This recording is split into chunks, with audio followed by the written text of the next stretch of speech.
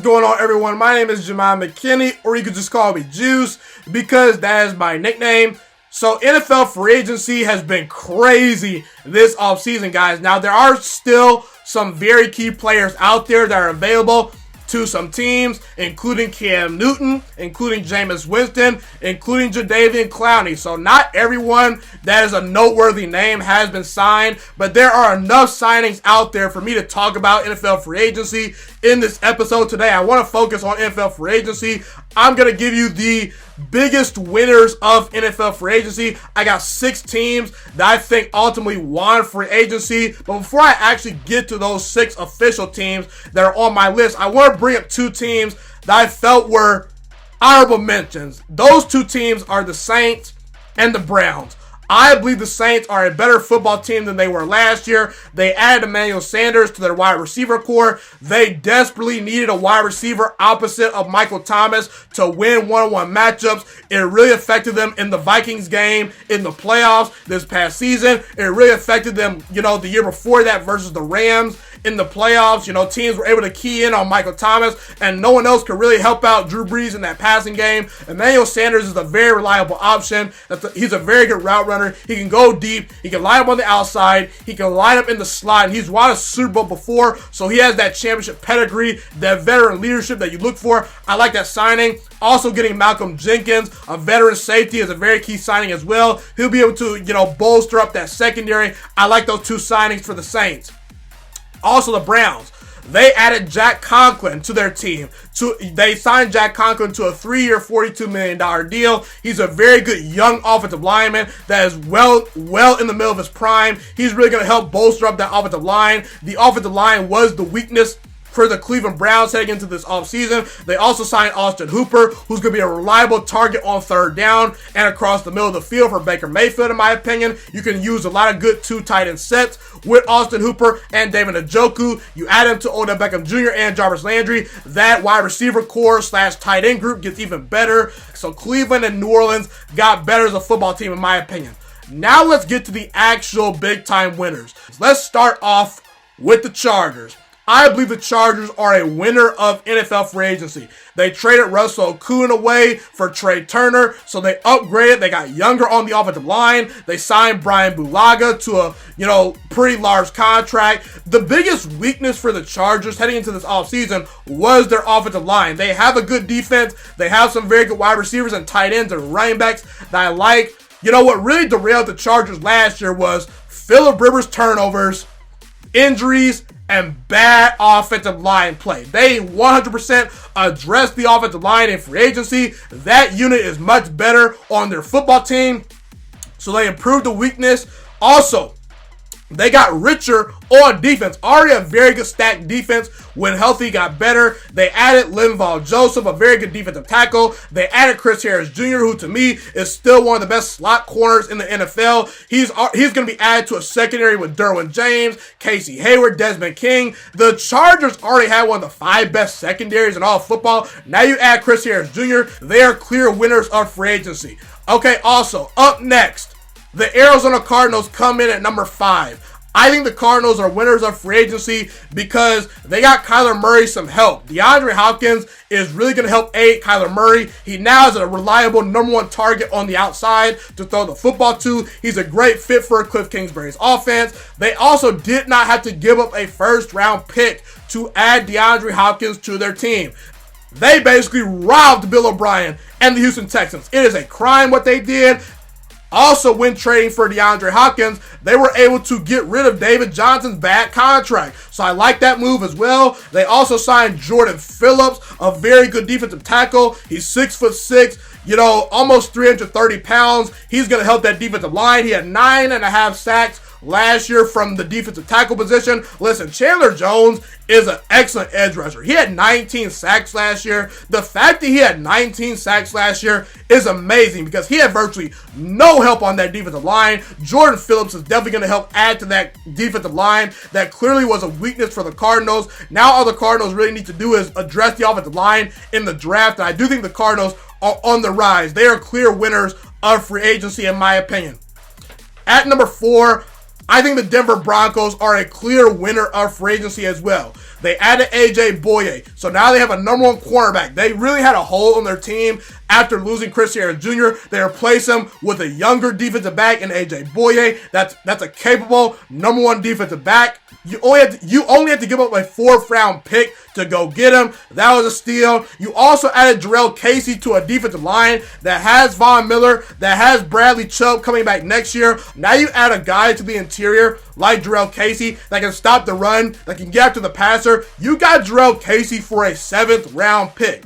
That is highway robbery of the Tennessee Titans. Also, Graham Glasgow is really going to help that offensive line out. The offensive line was kind of a weakness for the Broncos last year, so the offensive line is a much better unit right now. And you also added Melvin Gordon on a very reasonable deal. So now you already have Philip Lindsay. Now you add Melvin Gordon to the mix. That's one of the best running back duos in the NFL. I think that Drew Lock is a franchise quarterback. I believe he's going to, burst onto the scene this year. He's already got Cortland Sutton to throw to. He's already got Deshaun Hamilton and Noah Fant as well. So again, I think that Drew Lock is going to have a great year. So the Broncos, they're winners because they added to their secondary, they added to their defensive line, they added to their offensive line, and they improved their running back group. Those are 4 units of their football team that got much better. I like the signings that they made in free agency. The Broncos are clear winners of free agency.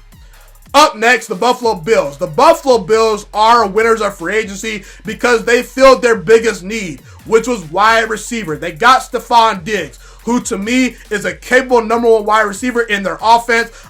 Diggs is one of the best route runners in the NFL. He provides, a big spark to that offense for next season. I believe Josh Allen is going to benefit from this move. Josh Allen loves to throw the deep ball. Stephon Diggs can get behind the defense. He's very good at running those deep routes. He's one of the best overall route runners in general in the NFL. He's one of the 15 to 10 best wide receivers in football right now. He's going to be their #1 option. I do believe this elevates John Brown's game. This elevates Cole Beasley's game, as they will have more favorable matchups on the outside with teams trying to take away Stephon Diggs. The Buffalo Bills really did not have a whole lot of weaknesses last year, outside the fact that at times they could not move the football in their passing game. They just really didn't scare anyone over the top in their passing game last year, so this really helps out the Buffalo Bills offense. Also, they continue to improve their defense. The defense was already one of the 5 best units in football last year. Now you added Mario Addison, a veteran pass rusher, one of the most underrated pass rushers in the NFL. He's got 29.5 sacks the last 3 seasons. They also added Vernon Butler, who's a very good young defensive tackle. He had 6 sacks last year, so he should provide some juice to that interior of the defensive line for the Buffalo Bills. And E.J. Gaines and Josh Norman are going to help out Tre'Davious White in that secondary. Josh Norman kind of had a down year last year in Washington, and E.J. Gaines is nothing special, but again, depth is key. You have more bodies in that secondary. A lot of teams are going to try to throw opposite of Tre'Davious White, who's an all-pro level corner. Now you have some very solid defensive backs that can cover some people. Josh Norman, hopefully he resurges his career in Buffalo. I like that signing, and I do believe the Buffalo Bills overall are winners of free agency, okay? Up next is the Tampa Bay Buccaneers. They are a big winner of NFL free agency, in my opinion, simply because they improved their chances of potentially winning a Super Bowl and getting to the playoffs next year instantly. Tom Brady is going to help this team in so many ways. He provides juice to the franchise. The Buccaneers are relevant from a revenue standpoint, from a television standpoint. Let's be real. I like Jameis Winston. He's exciting. But was anyone really watching Buccaneers games last year? I know I was, because I'm a football fan. I just love football overall. But the general NFL fan is much more interested in the Buccaneers, much more than they were a year ago. The Buccaneers are going to be one of the must-see teams next year, in my opinion. Tom Brady provides juice. He provides leadership. He is not going to turn the football over as much as Jameis Winston. Let's be real. Jameis Winston killed this football team in so many ways last year. I know he's talented, but 30 interceptions, that is not ideal. That's not how you win games, and we're not even going to count the fumbles. The Buccaneers lost 6 games last year by 1 possession. So If Tom Brady just plays average football and doesn't turn the ball over, they're going to naturally win more games. Tom Brady is motivated to prove Bill Belichick wrong. I think that he's still, in his opinion, has something to prove to the NFL world. I think that he's trying to prove that he can win without Bill Belichick. I still think that Tom Brady is one of the 7 to 10 best quarterbacks in football. He's no longer elite, but I still believe you can win a Super Bowl with Tom Brady. I believe Tom Brady's going to have a great year in Tampa Bay, throwing to Mike Evans, throwing to Chris Godwin. The Buccaneers offense is going to be much more efficient. They already had 2 very good tight ends, and now you add Rob Gronkowski to the mix. Listen, Mike Evans is one of the 5 best wide receivers in all of football. Chris Godwin is one of the best number 2 wide receivers in all of football. And if Rob Gronkowski returns to his normal self, you're talking about one of the 3 best tight ends in all of football.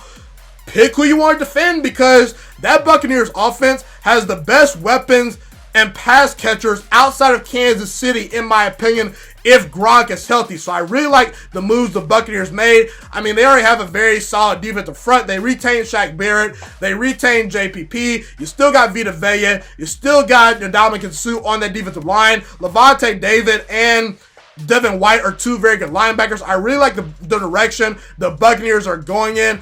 And I do believe the Buccaneers are a dark horse Super Bowl contender due to the fact that they added Tom Brady and Rob Gronkowski. That's going to help this team tremendously. And last but not least, the biggest winner of NFL free agency is the Miami Dolphins. Listen, they went from one of the worst teams from a talent perspective in football to a team that I think they can challenge for being 500 next year. They added Byron Jones, who's one of the best defensive backs in football.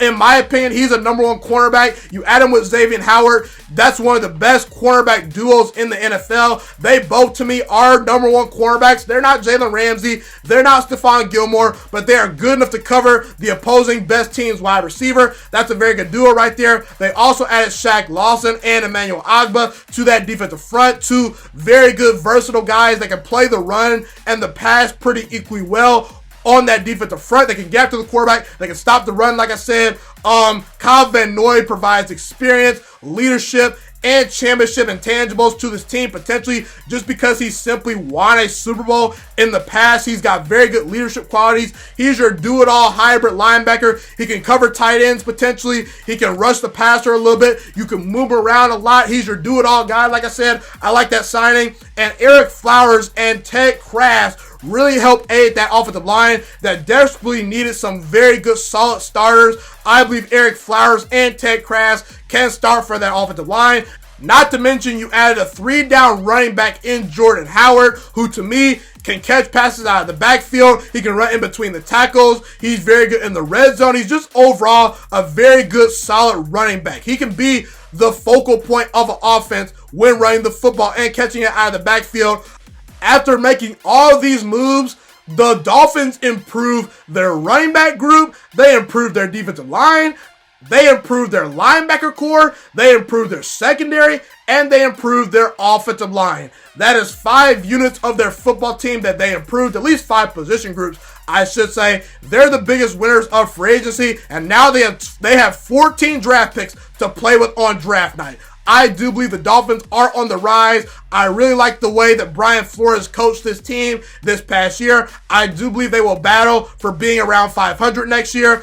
I will not be shocked if this team finishes second in the division next year behind the Buffalo Bills. I believe they improved their team tremendously, and I do believe the Miami Dolphins are the biggest winners of NFL free agency. So again, that's my list right there. Be sure to comment where you agree with me and disagree with me. Love to hear what you guys have to say in the comment section.